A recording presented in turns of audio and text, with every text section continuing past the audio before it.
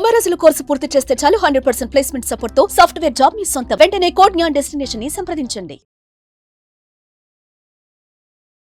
నమస్తే, welcome to Suman TV. నేను కీర్తి. ప్రస్తుతం మనతో పాటు తోడు నీడ ఫౌండర్ రాజేశ్వరి అమ్మగారు ఉన్నారు. వీరితో ఈరోజు కొన్ని విషయాల గురించి మనం డిస్కస్ చేద్దాం. అమ్మ నమస్తే. అమ్మా నమస్తే అమ్మా.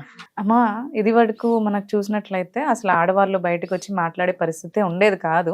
సరే, ఇప్పుడు ఉద్యోగాలనే చదువుకుంటున్నారు, వాళ్ళు బయటకు వస్తున్నారు. అయితే ఫస్ట్ లో అయితే ఇప్పుడు ఏంటంటే వాళ్ళు వేరే పర్సన్ తో నవ్వుతూ మాట్లాడుకునే స్టేజ్ నుంచి, అంటే సరదాగా ఏదో మాట్లాడుకునే స్టేజ్ నుంచి శృంగారం వరకు వెళ్ళిపోతున్నారు. అవును. అండ్ ఇంతవరకు వచ్చి వాళ్ళు వాళ్ళతో ఆల్రెడీ ఉన్న బంధాలని కూడా వదిలేసుకొని వెళ్ళిపోయే స్టేజ్కి వెళ్ళిపోతున్నారు చాలా మంది. అవును అవును. సో ఇది ఎంత వరకు వెళ్తుంది అంటారు అసలు? ఇది ఏంటంటే అమ్మ, ప్రతి మనిషికి ఒక కొత్తదనం కావాలి. ఇది వరకు కూడా చెప్పాను. ఇది అది ఒక ఈ హోటల్లో తిన్నాము, వేరే హోటల్లో తిందాము, ఈ సినిమా కాదు ఇంకో సినిమా చూద్దాము, ఈ చీర ఈ కలర్ కట్టాం కదా వేరే కలర్ కొందాము అనే ఈ చిన్న చిన్న విషయాలకి కొత్తతనం ఎలా అనుకుంటున్నామో అది ఫ్యామిలీ దాకా పాకింది. ఎప్పుడు ఈ మొగుడైనా ఎప్పుడు ఈ పెళ్ళామైనా మనకి కొత్త కావాలి. లేదా ఇంకొకటి ఏంటంటే, ఫ్యామిలీ రిలేషన్ ఉన్న తర్వాత కొన్ని బంధాలు అనుబంధాలే కాకుండా కొన్ని మనకి ఎగ్నెస్ట్గా కూడా ఉంటాయి. ఏ చీర కొనుక్కుంటారంటే మొన్నగా కొనుక్కున్నాం ఎందుకు వద్దులే అంటాడు వాళ్ళ ఆయన. అది కోపం వస్తుంది. అది ఏ ఫ్రెండ్ తోటో ఏ బాయ్ ఫ్రెండ్ దగ్గర పంచుకుంది అనుకో, లేదా మూడిగా ఉన్నావు ఏంటని అడిగితే అయ్యో మీ ఆయన వద్దన్నాడరా నేను కొనిస్తానులే అంటాడు. అంతే టప్పని పడిపోతుంది. అంతేగాని వాడు అవసరం కోసం వాడు కొని నీతో ఏ అవసరం లేకుండా ఎవడిస్తాడు ఊరికే చెప్పు. ఆ తర్వాత నిన్ను ఏదో ప్రేమ పెడతాడు, నేను వాడుకుంటాడు. అదెందుకు అర్థం చేసుకోవు? ఆ యాంగిల్లో చూస్తే ఒక్క ఆడది కూడా దగ్గరికి వెళ్ళదమ్మా. ఆ యాంగిల్లో వాళ్ళు చూడటం లేదు. ఒక్కడు ప్రేమగా పలకరిస్తే పడిపోతున్నారు, కానీ వీడు నాతో ఎందుకు ప్రేమగా పలకరిస్తున్నాడు, వాడు నా మనసులో వేరే భావం ఏం లేదంటాడు. అసలు వాడు మనసు అనేది తగలబడితే కదా అనకూడదు. కానీ మనసు అనేది ఉంటే నోటితో వచ్చే మాటకి మనసులో ఉండే మాటకి సంబంధమే లేకుండా వాడు అవసరం తీర్చుకోవడం కోసం గడుపుతాడు. టప్పని పడిపోతావు అంతే. వాడు చీర కొనిచ్చాడు, వాడు హోటల్కి తీసుకెళ్ళాడు, ఈ దిక్కుమాల మొగుడు ఏం తీసుకెళ్ళాడు, వీడేమో జమా ఖర్చు లెక్కేసుకుంటూ కూర్చుంటాడు. వాడు లావిష్గా ఖర్చు పెడతాడు. ఎందుకని? నిన్ను ట్రాప్లో పడేయాలి కదా. పడేయడం కోసం లావిష్గా ఖర్చు పెడతాడు, నీకు గిఫ్ట్లు ఇస్తాడు. అవన్నీ మనసుకి సంతోషాన్ని కలిగిస్తాయి. అంతేగాని పరపురుషుడు నాకు ఇలా ఇస్తున్నాడు అది తప్పన్న భావన పోయింది మనసులో. నాకు వాడు చక్కగా గిఫ్ట్లు ఇస్తాడు, మా ఆయన తీసుకెళ్ళమంటే తీసుకెళ్ళడు, వాడు హోటల్కి తీసుకెళ్తాడు, వాడు నాకు గిఫ్ట్లు కొంటాడు, నాకు శారీ కొన్నాడు అని అలా ఇచ్చేవాడు పట్ల మనకి తెలియకుండానే ఒక ఆకర్షణకి లోనవుతాం. ఆడదానిలో ఉండే ప్రధానమైన బలహీనత అది. ఎప్పుడైతే నువ్వు ఆకర్షణకి లోనయ్యావో దాన్ని అవకాశంగా తీసుకుని వాడి పబ్బం వాడు గడుపుకుంటాడు, వాడి సరదా వాడు తీర్చుకుంటాడు. నువ్వు కూడా ఈల్డ్ అయిపోతావు కొంతవరకు. వాడి పట్ల నీకు ఒక మక్కువ లేదా ఒక నాకెంతో సహాయం చేశాడన్న ఫీలింగ్, కృతజ్ఞతాభావం ఉంది కాబట్టి నువ్వు కాదు అని అనలేవు. అనకూడదు. కానీ ఒక మోటు సామెత ఉందమ్మా, మొమాట అనిపోతే కడుపు వచ్చిందని సామెత. ఇది చెప్పచ్చో చెప్పకూడదో నాకు తెలియదు. వాడు అడిగాడు ఎలా కాదంటాను అనుకుందిట, అంటే చివరికి మిగిలింది ప్రెగ్నెన్సీ. అంచేత ఎక్కడ ఎంతవరకు మనం ఆగిపోవాలి అన్నది తెలియాలి. ఇప్పుడు ఏంటంటే ఆడమగా చదువుకోవడాలు ఉద్యోగాలు చేయడం వచ్చిన తర్వాత స్త్రీ పురుషులు కలిసి, ఇప్పుడు ఒక టీం వర్క్ ఉంటుంది, ఆ టీం వర్క్ లో స్త్రీ పురుషులు కలిసి పనిచేస్తారు. ఆ పని చేసినప్పుడు నీలో టెంప్టేషన్ అనేది ఉండకూడదు. ఆడకైనా మగకైనా కూడా. మగవాళ్ళలో సహజ పుటక లక్షణం అది, వాళ్ళలో సహజంగా టెంప్టేషన్ ఉంటుంది. దానిలో నువ్వు జాగ్రత్త పడాలి. నువ్వు జాగ్రత్త పడి జాగ్రత్తగా ఉండకపోతే అవతల వాడు ఒక లైన్ వేసి చూస్తాడు. నువ్వు పడ్డావంటే ఇంకా 2 అడుగులు ముందు పెడతాడు. అంచేత ఫస్ట్ నువ్వు వాడిని కట్ చేసావు అనుకో, అసలు నీతో పరాయి మగాడు మాట్లాడడం అంటేనే భయపడే స్థాయిలో ఉండాలి. అలా లేరు కదా, అలా ఉండరు. స్నేహం అంటారు, ఏ ఇద్దరు ఆడాళ్ళ మధ్య స్నేహం పనికిరాదు, ఆడామగ స్నేహమే కావాలా? ఫేస్బుక్ లో చూడు ఎంతమంది మారు పేర్లు పెట్టి పెడతారు, ఎన్ని లైకులు కొడతారు. ఒకసారి మా చుట్టాల్లోనే ఎవరో ఆయన ఏదో మారు పేరు పెట్టి ఆడపేరు పెట్టి ఏదో కవితలో ఏవో రాస్తుండేవాడు, పత్రిక దేనికో. అవి చూసి ఒక వీరాభిమాని ఆనందపడిపోయి పెళ్లి చేసుకుందామని అడ్రస్ ఎత్తుకుంటూ ఇంటికి వచ్చేసాడు. పద్మగారు ఉన్నారా అండి? పద్మ అన్నవాడు మొగాడు. అయ్యో, తెలియదు ఆయనకి. పద్మ అంటే ఆడపిల్ల అనుకున్నాడు. సరే వాళ్ళ నాన్న ఉండు పిలుస్తారు ఉండని వాడిని కూర్చోమని, పద్మ నీకోసం ఎవరో వచ్చారంటే వాడు గడ్డం గీక్కుంటూ వచ్చాడు. వాడు తీరా చూస్తే వీడు మీరా అంటే అవును నేనే, పద్మ పేరుతో కలం పేరుతో రాస్తున్నా అంటే. పేరు చూడంగానే ఆడదే అనగానే నీకు టెంప్టేషన్ ఎందుకు రావాలి అసలు? నీ కవిత బాగుంది, మెచ్చుకో, బాగుంది, అంతవరకే. అక్కడితో ఎందుకు ఆగటం లేదు? పద్మని కలవాలి, పద్మని పెళ్లి చేసుకోవాలి, పద్మతో మాట్లాడాలి. ఈ టెంప్టేషన్ లిమిట్ లేకుండా అన్లిమిటెడ్గా అయిపోతుంది. అక్కడే కంట్రోల్ ఉన్నట్టయితే ఇంత విచ్చలవిడి శృంగారానికి వెళ్ళరు కదా జనం. అవును. అందుకని 2 మాటలు మాట్లాడితే పడిపోవడం, వాడు వెనకాల పరిగెత్తడం, వాడు వెంట వెళ్ళడం, వాడేదో మొన్న సినిమాలో చెప్పినట్టు చిరంజీవి సినిమాలో లాగా వాడు కత్తెట్టి రక్తాక్షరాలతో ఉత్తరాలు, ఇప్పుడు లేవు అవి. ఒకప్పుడు రక్తాక్షరాలతో ఉత్తరాలు కూడా ఉండేవి. అంచేత ఆ ఉత్తరాలు చూసి పడిపోవడం, రక్తంతో రాశాడు తెలుసా, నా కోసం రక్తంతో రాశాడు తెలుసా అని ఫీల్ అయిపోవడాలు వస్తాయి అంతే. అంచేత మనసు అనేది కంట్రోల్లో ఉండాలమ్మా, ఎవరికైనా సరే మనసు అనేది కంట్రోల్లో ఉండాలి. దానికి తప్పు ఒప్పు విచక్షణ తెలియాలి. ఒకవేళ టెంప్టేషన్ వస్తే నిన్ను నువ్వు కంట్రోల్ చేసుకోగలిగిన ఆత్మ నిగ్రహం నీకు ఉండాలి. ఒకప్పుడు ఉండేది అది, ఇది తప్పు ఇది చేయకూడదు అంటే అలా ఆగిపోయేవాళ్ళు అంతే. ఇప్పుడు నిగ్రహం లేదు, పాడు లేదు, దాన్ని తొంగలో తొక్కేశారు.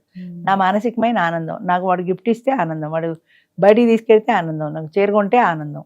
ఈ ఆనందం కోసమని, తాత్కాలికమైన ఆనందం కోసమని శాశ్వతమైన బంధాన్ని తెంచుకోవడానికి కూడా ఇష్టపడతాను. ఇలా పిల్లలు వదిలేసి వెళ్ళిపోతున్నారంటే పిల్లల్ని చంపేసిన వాళ్ళు ఎంతమంది లేరు, చంపేసిన వాళ్ళు కూడా.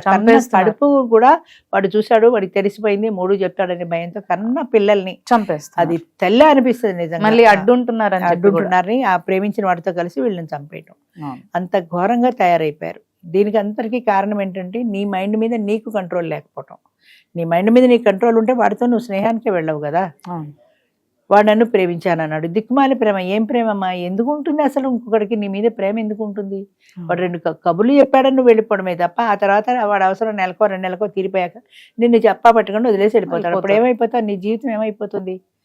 అది ఆలోచించుకోరు. అంటే అది శాశ్వతమైన ఆనందాన్ని చూసుకోరు, టెంపరీగా.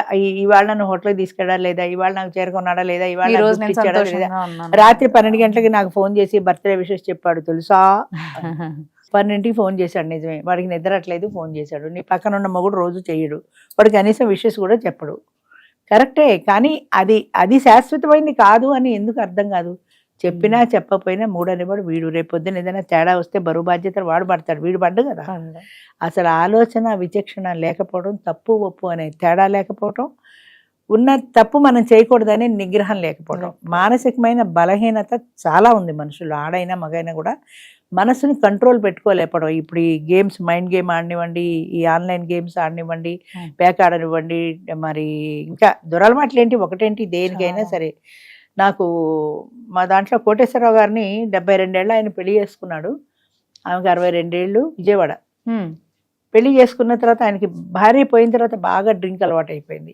పగలు రాత్రి ఇంట్లో ఏం తోచక కాలక్షేపం లేక రాత్రిళ్ళు ఫ్రెండ్స్తో పగలు ఇంట్లో కూర్చొని రాత్రి పగలు తాగేవాడు. విపరీతమైన అలవాటు అది. అలాంటి మనిషి ఒక రోజున కొత్తగా పెళ్లి చేసుకున్న తర్వాత ఆవిడ ఇంట్లో పట్టు చీర కట్టుకుని పండగ రోజున కలకలాడుతూ తిరుగుతుంటే ఈయనకి అనిపించిందిట, అది ఆ కలకలాడుతూ 5వ తనంతో చల్లగా తిరుగుతోంది, నాకు ఏదైనా అయితే మళ్ళీ ఆవిడకి అదే వైధవ్యం కదా, కనీసం ఆవిడ కోసమైనా నేను 10 కాలాల పాటు బాగుండాలి, నేను బాగుండాలంటే ఈ దురలవాటు మాన్చుకోవాలి అని అనిపించింది ఆయనకి. ఆ క్షణం నుంచి ఈ క్షణం వరకు ఆయన మందు ముట్టలేదు. ఎంత ఆత్మ నిగ్రహం నిజంగా.